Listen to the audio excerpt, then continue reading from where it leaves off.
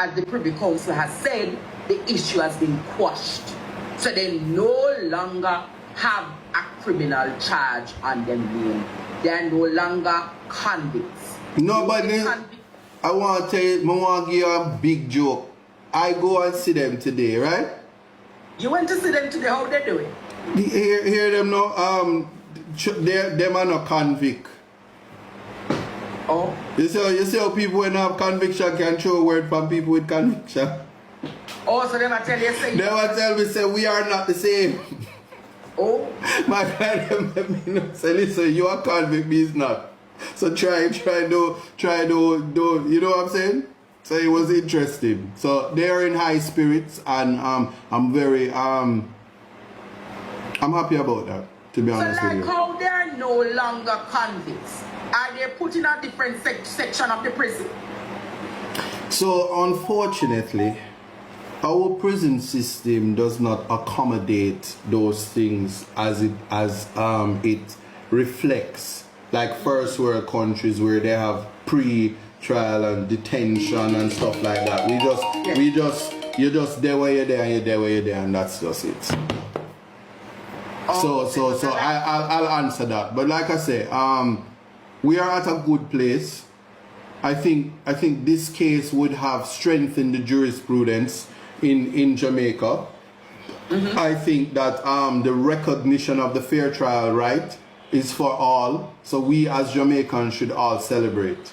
And there are vloggers and there are spaces where you can go when you don't, if you're just an emotional wreck and your village lawyer skills is just low. You can just go there and you can hang out with those people and you can be like, oh, you go to daddy, and when you go to daddy, you say, daddy, they breached the fair trial rights, and now the conviction is quashed because you're a fool, and then you see the rest of the lawyer.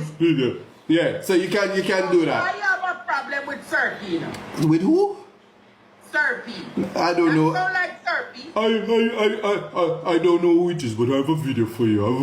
Because I know the law. Yeah. But anyway, yeah, so you can go to those spaces and you can deal with those people and you can feel alright right there, so.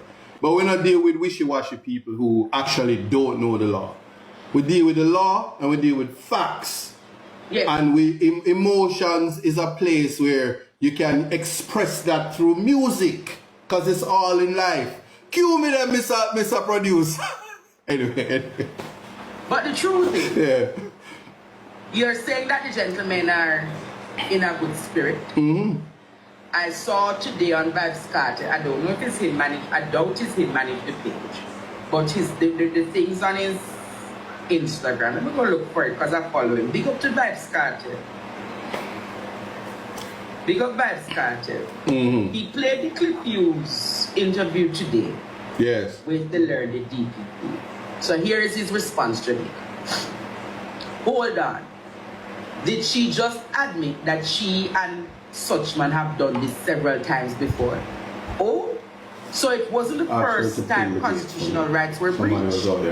When you're poor and can't afford to fight all the way to the top is a hell of a thing.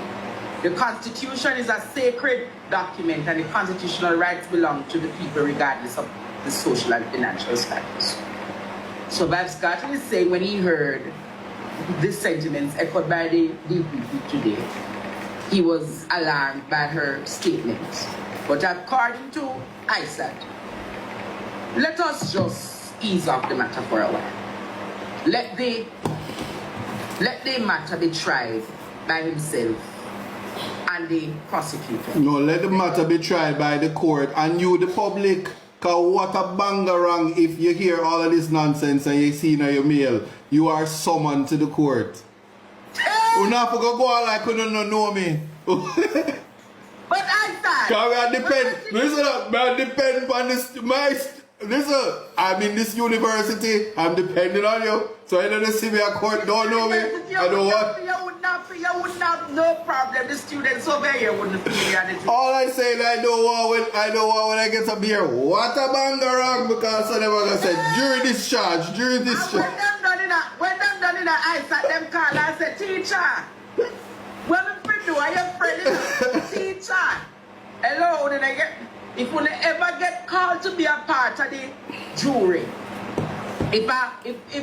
if such ladies ever got the chance to do a retrial and them say them need a jury, if them call and don't call me and tell me, because you now make Justice McDonald, I will my name again McDonald, what's Bishop?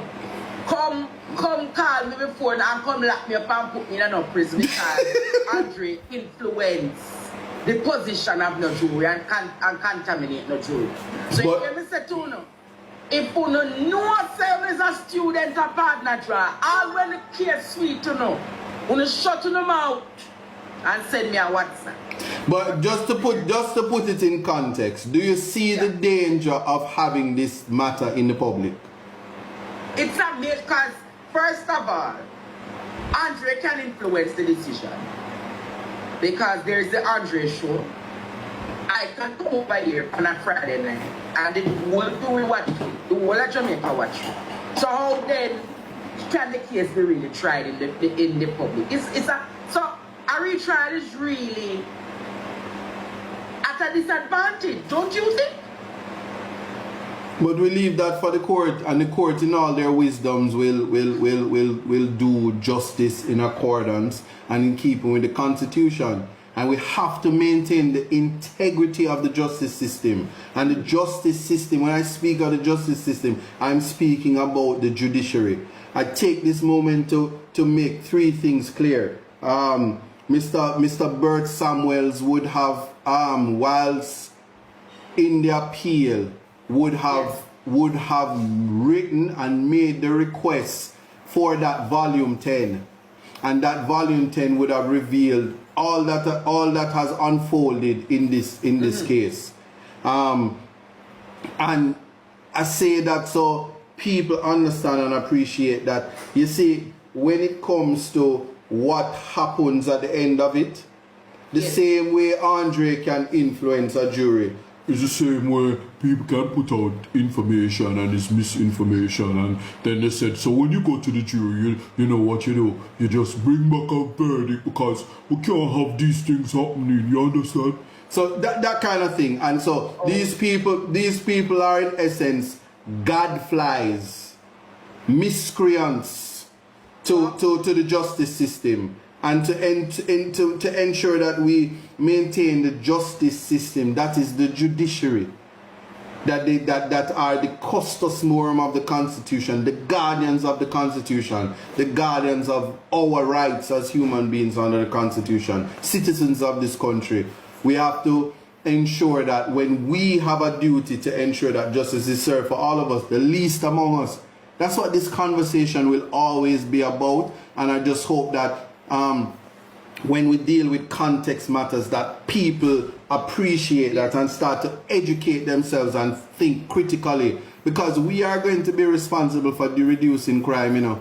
31 people dead and people still worried about the wrong things. We need to worry. We need to be very prospective in our thinking to ensure that we start to protect each other's lives. That's where the conversation is. This conversation, we can't be stuck on this. And so I'm pleading to the public. I want to ask you, Dwight. Yes. The pronouncements coming out of the DPP's mouth today. We spoke last week, Friday, about the Innocence Project, right? Yes. Don't you think with that pronouncement from the DPP is no time to advance the Innocence Project even further? I must say this to you, the time, I just know, you see, God on time. Well, when time come, I won't be in these colors. But so don't just understand something. But you see this God on time thing, when the universe is aligning, that's why you can't curse people, because they're gonna have to do what they have to do because God wants it that way. True. So we really don't have free will, because I would have gotten calls from South Africa, the UK. Three universities in the United States alone today have, after those statements in terms of the Innocent Project. After those statements on this program? Yes, no exaggeration. And if I'm to put called you? Called me. because I've made pronouncements about the need for an Innocence project, and I am being offered funding, and I haven't even gone on the Ratigan show yet, where the funding is supposed to start in terms of getting this thing going. The Innocence project is important. From you talk about that. No, I guess you all got good. No, yeah, and today has just bolstered that, because one has to wonder, and we want the public should not sleep at night, should not sleep tonight without saying, but I wonder how many, I'm not being condescending, but how much ghetto youth, how much little black boy with them skin dark and them not groomed properly and treated like vagrants is languishing in prison when they said to their lawyer, to society, I didn't do what I'm accused of. And I made visits in the prison today to at least 3 people that had similar jury issues or similar identification issues. And now one has to wonder if we really need an approach to legislation that will allow a review with a view to ensure that ordinary citizens had not been turned into criminals. Because we have a way that we feel, how we feel about criminals, you know, and how we feel about rehabilitation and reintegration. And I can say that the world has marched along in terms of what we expect the criminal justice system to do.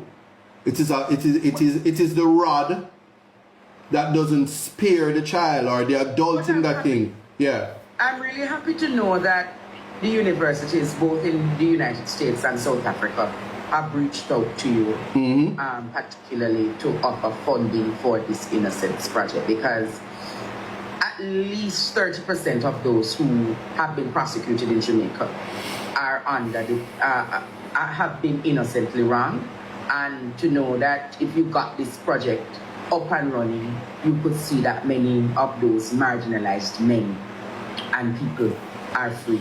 So that is something I think we would really want to see you advance quickly and get off the ground. Even at the Isat Buchanan Institute, I'll volunteer my time to get those stories out, because I wouldn't call it the Isat Buchanan Institute though. I know nobody throw stone over the institute. You understand? Well, as the guardian of the institute,